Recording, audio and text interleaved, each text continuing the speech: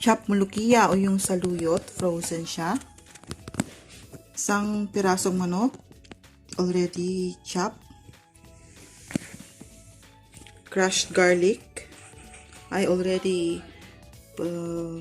grind this one into food processor para mas madali.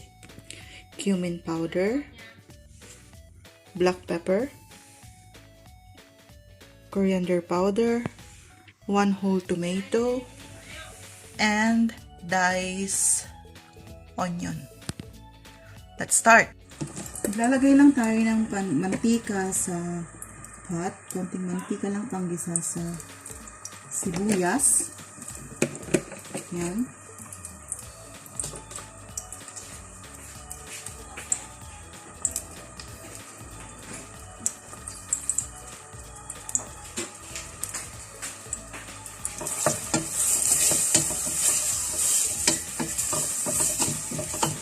Wait lang natin siya maging translucent at maging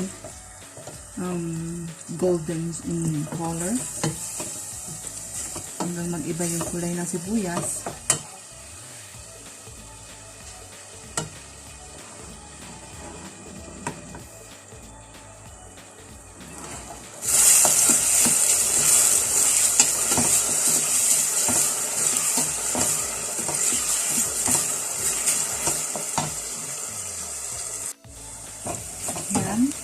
Medyo okay na siya. Maglalagay na tayo ng garlic.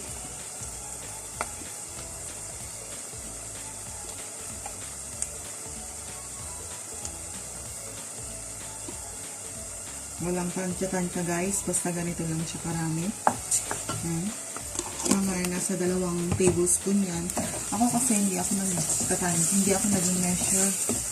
Pero yung ibang videos ko, nilalagay ko lang doon yung mga measurement para mas madaling gayahin ng mga bago pa lang magluluto ng mga ganun recipes para mas madaling gayahin. Pero ako gamay ko na. Pero hindi ko naman sinasabi na marunong ako or magaling ako magluto. Ito, this is my version.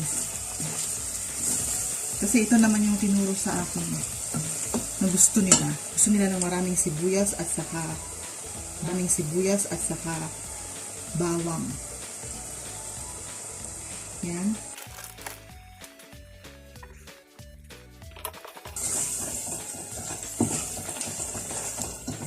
Okay na.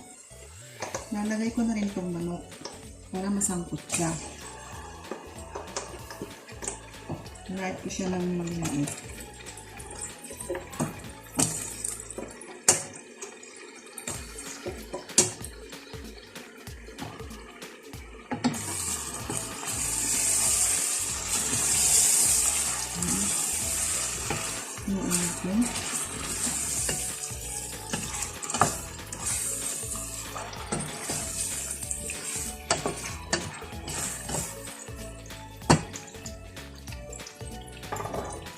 Ayan, takpan.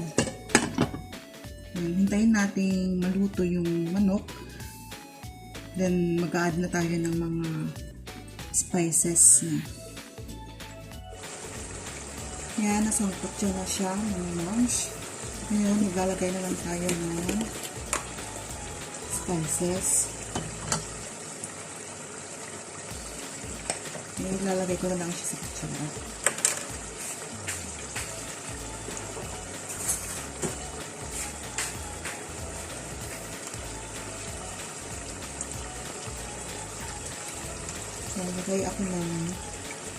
Maglalagay ako ng isang teaspoon ng cumin powder,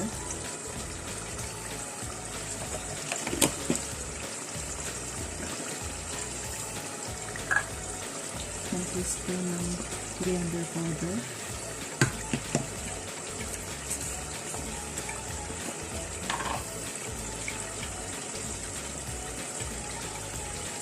mas lang siya na teaspoon ng black pepper,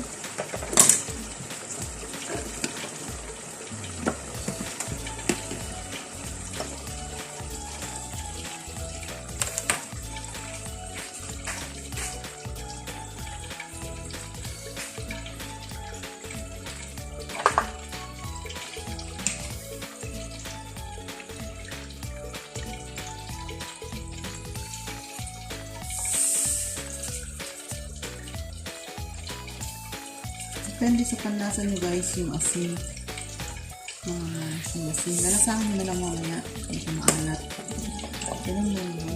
Dalawang 2 teaspoon ng asin. Saka yung kamatis. Yung buo. And tubig. Yung tubig niya, yung hanggang sa kalahati nito hanggang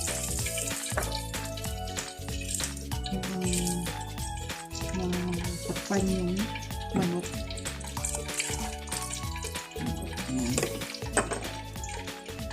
Tapos pupuluan. Takpan lang parang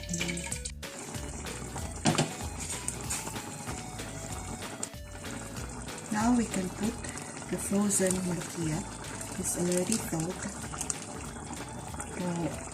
So, may konting ice pa siya, pero okay na siyang ilagay.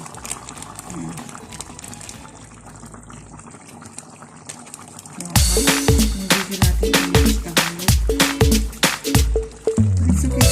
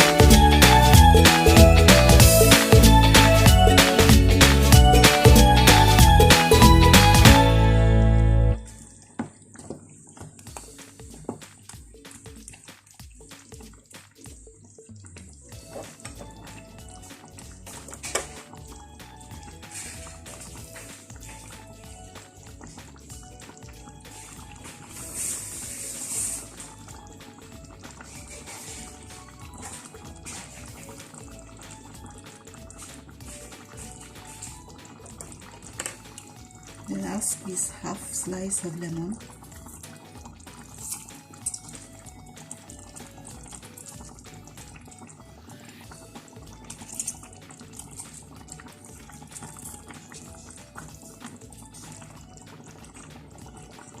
Then just let it boil until the hard part of the molokhia will all melt. Then after that, I'll be showing you how to make the coriander and garlic. Yung na-fry na garlic saka coriander, yung ilalagay natin sa ibabaw niya. And that's it. Ito pala yung ilalagay ko sa ibabaw ng molokhia. Coriander lang saka bawang. Then lalagyan ko siya ng coriander powder. Ayan na. Kaya na.